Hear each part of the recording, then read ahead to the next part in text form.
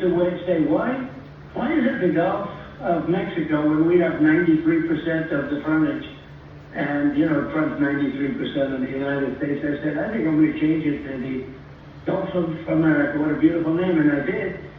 And I give a lot of credit to Google, because once I filed the papers, I did it, and Google Maps. Once Google Maps changed, did it, it was a done deal. But we had lawsuits, we won everything, and it's now the Gulf of America, which I'm very honored by.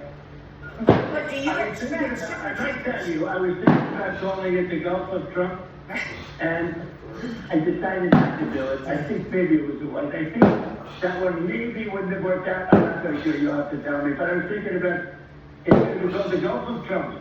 And I said, that's not going to play too well. I think you're I'm kidding. You're being facetious. I know that. The headline. But what about oil exporters? Tell me about this, because do you expect empty super tankers to go to the Gulf of America, to go to Louisiana, go to Texas? Well, it's already coming. Well, Texas, they're going to go to Texas. They're going to go all along my shoreline. I mean, we have the biggest ports, and they're going to go. Look at this. And this is my time. We came into office, we were third and fourth in doing exactly this, the oil and gas and other things.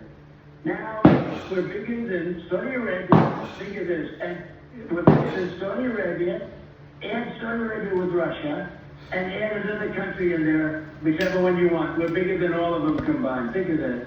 That's all because of Trump. And when Biden inherited that system, he changed it. Then he tried going back to it because the oil was going up, you remember it was going up $7, $8, etc. But look at even now, we have to get rid of this nuclear threat. And people in our country have oil. People in other countries are getting hurt. One of the things that most amazes me, though, the strait is for Japan, where they get 93% of their oil. You know that, Japan. South Korea gets 45% of it. So these people haven't helped us. I say, are you guys going to help? And we have 45,000 soldiers and 50,000 respectively at those two places. 45 and 50,000 soldiers. We guard them and protect them. And when we want a little help, they don't help us. And when we wanted help from NATO, they don't help us. And we paid, I don't know if you saw, almost $1 trillion toward NATO in a very short period of time to protect them against Russia, mostly. Yeah. And then when we're there, and Biden, I wouldn't have done this. You wouldn't have the Ukraine problem. Russia would have never attacked Ukraine. But under Biden, he was an incompetent president. He was grossly incompetent. Look, the election was rigged. You know that. I know that. Everybody knows that fact. And it's all come out, and it's coming out. But under Biden, if you take a look at what happened, when he was president, that's a war that would have never happened. Russia attacking Ukraine. Yeah. And I ended 8 wars, including Pakistan. Pakistan was great yesterday. They were the ones that really facilitated the meeting. Right. But they sanctioned, every time I see the sanctions, we're going to have a war with India. And as the Prime Minister said very openly to everybody, between 30 to 50 million people would have been killed. And I got it ended. I said, if you guys are going to have a war, we're not going to do any trading with you. Well, and believe it or not, I got it ended because of tariffs. The Supreme Court was not nice to me about it. Is this all going to be enough? The blockade in the strait, the opening up capacity in the United States? Is this going to be enough to lower the price of oil and gas, sir? Well, eventually it's going to be lowered. No, it might not happen initially, but it's going to go down. When this is all over, look, the stock market, the Dow hit 50,000. It was supposed to be in 4 or 5 years. They said it won't happen during his term, but it'll be maybe 4 or 5 years. It hit 50,000 in my first year. You know it better than anybody. You cover it better than anybody. The S&P hit 7,000 in my first year, before my first year. You know that. And I said to myself, oh, here we go. I gotta stop this country from having a nuclear weapon. You want to see a stock market go down? Let a couple of nuclear bombs be dropped on us, or frankly, any place else. And then you'll see a stock market that goes down. So the stock market has not gone down very much at all. Gone down a little bit, much less than I thought. And frankly, the gas hasn't gone up as much as I thought. But regardless, even if it did, we have to stop this group of people from having, and again, it was worse because Khomeini was a total, radical, I'll be nice, maniac. He's a maniac. And you can't let them have a nuclear weapon. Right. So I just have the greatest economy ever. Everything's going wrong. And I say, I'm sorry. I tell my economic advisors, I say, I'm sorry, fellas. We're in great shape. We have to go and take a little journey down to Iran, and we have to stop them from having a nuclear weapon. So do you believe the price of oil and gas will be lower before the midterm elections? I hope so. I mean, I think so. It could be the same or maybe a little bit higher. Won't be that much longer.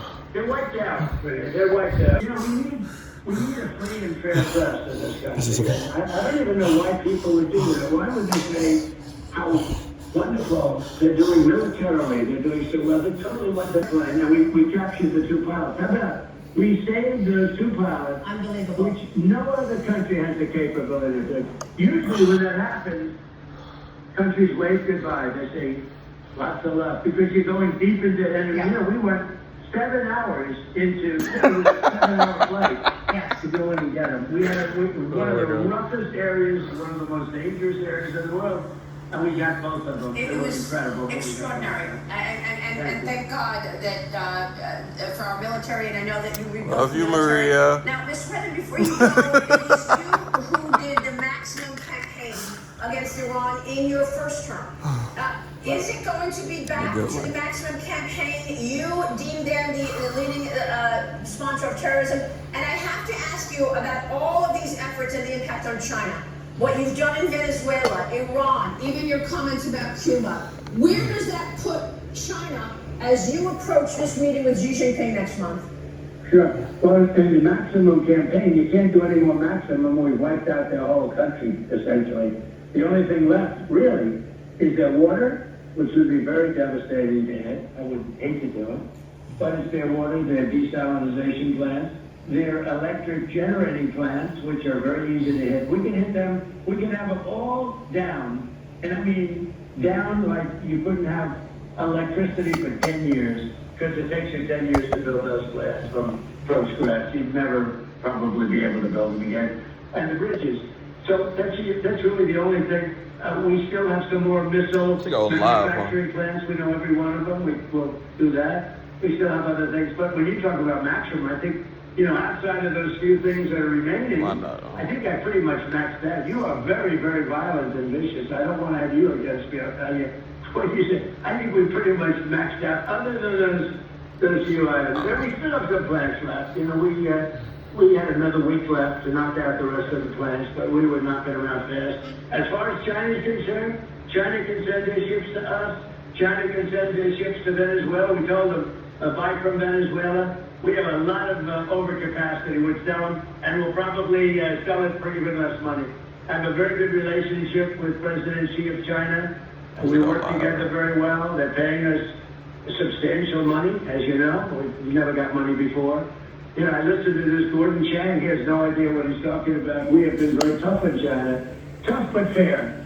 And, it's an amazing place. But I have a very good relationship with China, and they've been doing I put tremendous tariffs. I put 100% tariff on all Chinese cars coming in, and that's destroying Europe. They're destroying Europe because they're taking away so much business from Mercedes and BMW, etc. And we don't have any Chinese cars in our country because they would have destroyed General Motors, Ford. They would have destroyed these companies if they did it. So I put 100% tariff on them, and in all fairness to Biden, he allowed it to stay on, which is shocking because Right. one of the things. It's about the only thing he did good, but he allowed it to stay. So we don't have the problem that they have. And they're having tremendous economic problems in Europe because they're being just swamped with these Chinese cars. We don't have any. But Mr. President, just to be clear, you said the other day that any country that supports Iran and sends military equipment to Iran will face a 50% tariff if they try to bring products. Did you refer to China? Did you mean China? Yes, and other people, but yes, China too. Okay. If we find that China, because I hear news reports, so a news report doesn't mean Tell me much. what you think. Should I go live? It's so fake. But I hear news reports about China giving the shoulder missiles, let's call the shoulder missile, anti-aircraft missile. I doubt they would do that because I have a relationship and I think they wouldn't do that, but maybe they did a little bit at the beginning, but I don't think they would anyway. No. But if we catch them doing that, they get a 50% tariff, which is that's a staggering amount. And did you want to say anything about our NATO allies in terms of what comes next for them, given that it's time for them to call Iran the leading state sponsor of terrorism? And what are you going to do because they did not help in this effort? Well, NATO is shameful. I mean, I didn't go wild at it. We didn't need any help. I would actually say, if you want to help, great. If you don't want to help, that's okay. And it's, we'd rather not, sir. We'd rather not. They weren't there for us. If I would have done it with force, maybe I could have gotten them to come in, but they would have come in really begrudgingly, and they would have stayed way behind. Now I'm very disappointed. I mean, look at the United Kingdom. I love the United Kingdom. My mother was, as you know, born in Scotland, and love it. But Mr. Starmer, PM Starmer said, we'll send the equipment after the war is over. I said, you don't need equipment when the war is over. You need the equipment before the war starts or during the war. He said, no, we'll send it after. He made a public statement that we will send equipment after the war is over. It was that's a Neville Chamberlain statement. And Germany, the same thing. He said, we didn't start this war. Well, we helped them with Ukraine. It would have never happened to Vice President, by the way. We would have had the problem with Russia and Ukraine, but we hadn't any confidence.